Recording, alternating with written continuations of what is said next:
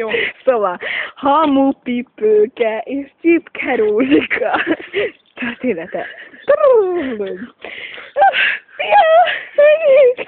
Úristen, mihez? Kapagjuk be! Kap! Ne lehet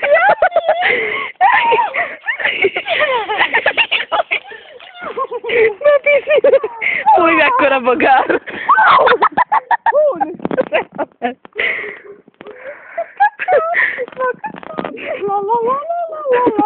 Ja, bocs, ez nem hófejete.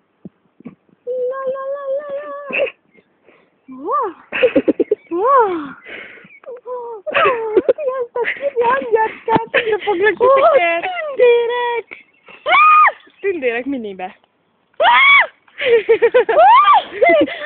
Új, gyere, menjünk, mert itt a gonosz!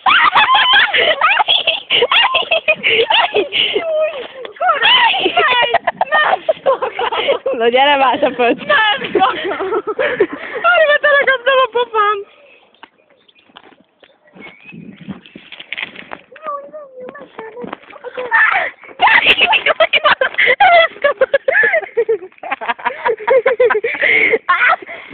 Áj!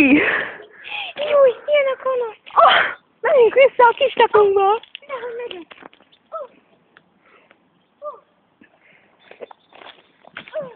Én köszönöm megyek!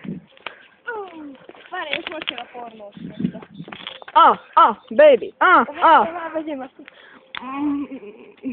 Hol vannak a tündér fiúcskák? Nem ott van Boti. Ez nekem Nekem egy ebemke. fölrakjuk.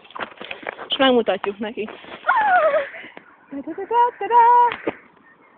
Mondd, hogy vége! Mondd, hogy vége!